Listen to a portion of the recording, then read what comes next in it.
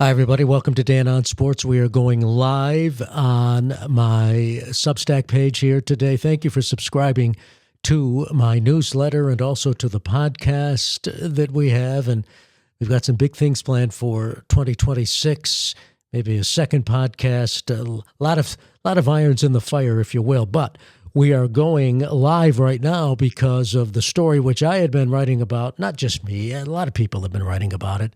I mean, it's very evident what was going to unfold, but I had been writing about it specifically over the last 2 weeks. Jim Mora, where's he going? What is UConn doing to keep him? And we won't know until maybe some people talk about what UConn tried to do to keep Jim Mora, but he's gone. He's going to Colorado State. He's out of here, out of stores.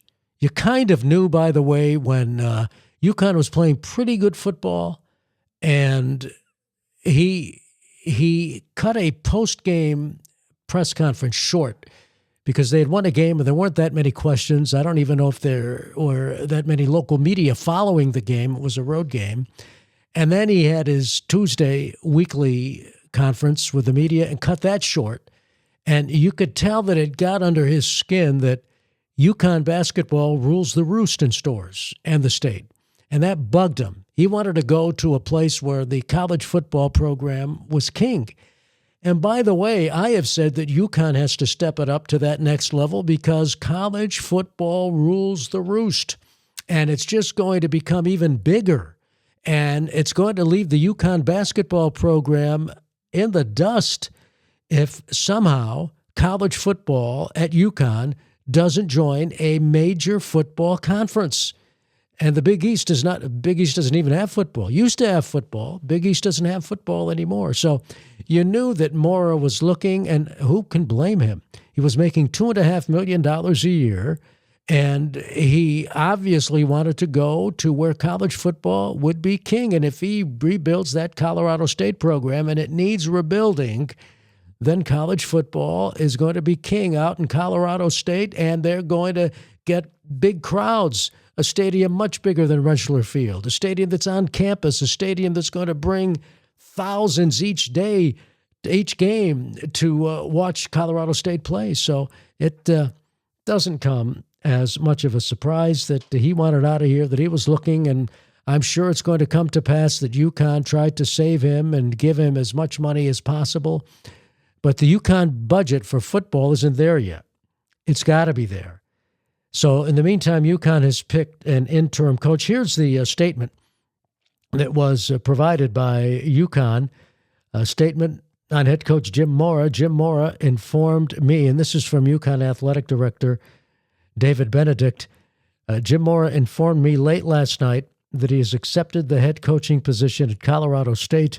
We are grateful for Coach Mora's contributions to UConn over the past 4 seasons. He took on the challenge of rebuilding our football program and delivered results that exceeded expectations. Under his leadership, the Huskies won 27 games and achieved bowl eligibility in 3 of his 4 seasons, including back-to-back 9-win seasons for the first time in program history. Coach Mora brought energy and a winning culture back to UConn football and put our program back on the national stage. We thank Jim for his dedication to our student athletes, and we wish him, his wife Kathy, and his family the best at Colorado State. We now turn our attention to finding the right leader to build on the foundation that has been established and continue moving UConn football forward. Offensive coordinator Gordon Samus will lead the team in the interim as a national search for the next head coach at the University of Connecticut will begin immediately. David Benedict, Director of Athletics at the University of Connecticut. So, UConn needs a high-profile coach. I'm telling you right now, they need a high-profile coach. I mean, and I said this in my recent videos. If you subscribe to my Substack, you heard me say this. You can't be bringing in an offensive coordinator from Nebraska, a defensive genius from pick your school. You can't have a former coach returning. You can't have Act 3. You just can't. if you want to keep the program on its ascension, you've got to bring in a big-name coach, and you're going to have to pay him. That's where the donors are going to have to come in. You got this thing going. Mora has gotten the ball rolling. You always knew this was a move by Mora to resurrect his reputation as a head coach, and you always knew that once he resurrected the program, he was out of here. You just got that sense. And when he gave that discourse about not happy with the coverage of a winning UConn football team, you knew what he was doing. He was, saying, I want to be at a football school. And UConn's not a football school, it's a basketball school. But again, I repeat, UConn has got to become a football school. And I think UConn proved that, and its fan base proved, it could be a football school when you saw the crowd that turned out for the UConn-Duke game. UConn Air Force, not as big, but the UConn-Duke game wasn't a sellout, but pretty close to a sellout. And it was very, very energetic, exuberant. So UConn's got to go with a high-profile coach. Who might that be, Dan? Who might that? Well, I came out with my video podcast on Substack earlier today. For those who subscribe, it was out there in your inbox at 5:01 a.m. Came out that, what about Bill Belichick? People are like, I don't want, well, maybe not. But he would bring a lot of sizzle, and your next head coach has to bring even more sizzle than Jim Mora brought to the program. Got to be sizzle now. Like I said, you're taking it to the next level. It's got to be sizzle. Got to be a good coach, obviously, somebody who knows football, but it has to be sizzle. So that's the first thing. The fact it's got to be somebody with a name, and I told you in my commentary, Ben Volen wrote in the Boston Globe, he's their big football writer, he thinks it's 50-50 Belichick will be back as North Carolina coach next year.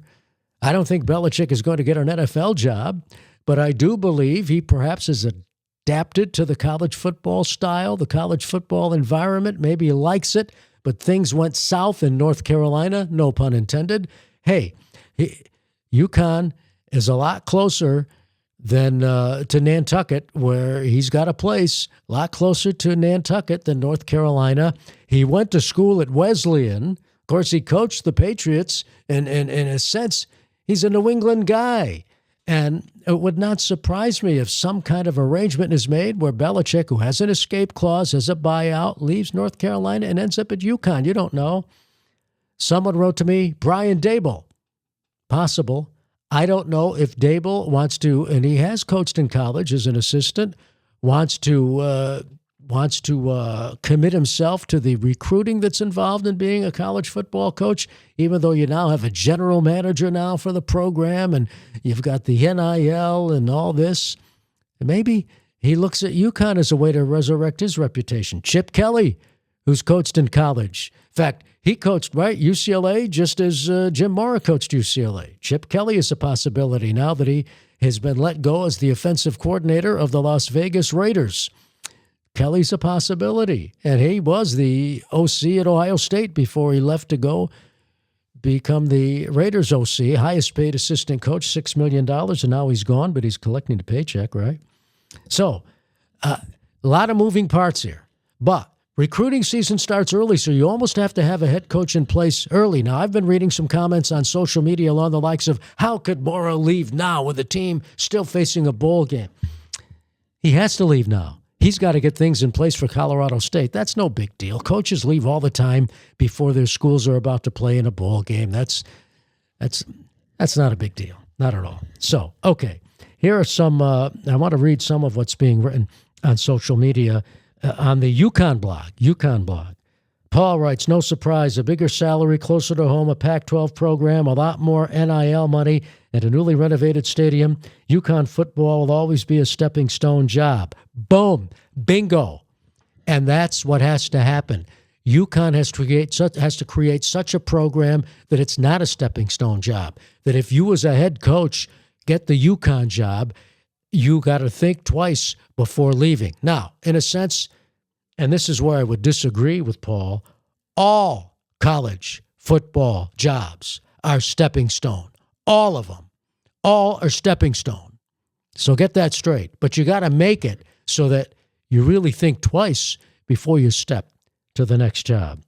Mike writes, I definitely wasn't expecting him to stay after this season, but this seems like a mid-ish move for him. No, it's not. Right now, Colorado State is up there over UConn. It's part of a conference, the Pac-12, which was down to 2 teams, but is expanding again. Larry writes, he lives in Idaho, likes fly fishing, likes fly fishing too. I like fly fishing, likes fly fishing, closer to home, and better fly fishing. Mark writes, he turned the dead, and I mean dead program, into a winning program. Yes, he did. He sure did. Brian Kelly, someone suggests maybe Brian Kelly. Heck, he can coach for nothing if he ever gets that $50 million buyout from LSU, which is being fought over right now. But if he gets half that, Brian Kelly, you don't know. There are many, many possibilities. It's got to be a name coach. It can't be some assistant from Podunk University. It's got to be a name coach. Simple as that. That Jim Mora left, not a surprise. That he was hinting at leaving, all you had to do was see his interaction with the media over the last few games. That, he had his nose out of joint that basketball is king. But UConn has to understand, if they want basketball to remain king, then they're going to have to share platforms with football. It's going to be co-kings. Simple as got to be. So such a thing as a co-king, got to be that way. All I know is this. If UConn wants to be a force, that football program has to continue on an elevated course. And to do that, you've got to go out and you've got to hire a big-name coach. And the donors are going to have to step up. Repeat, I don't care how high-profile an assistant is, it's got to be a big-name coach. An assistant from Podunk University is not going to do it. Simple as that. That's going to do it for my live stream of Dan on Sports. Thank you for watching. Thank you for listening. And by the way, I have my picks for kicks all set. That will be coming out in our newsletter Thanksgiving morning. To subscribe, just go to danonsports.com. And again, to all of you, have a happy Thanksgiving, and we shall see what's going to happen with UConn, but this is not a surprise. We knew it was going to happen. I need more room on my desk. I need a bigger desk. But we knew it was going to happen, and it has. We will talk to you Thanksgiving morning. Be sure to subscribe to the newsletter.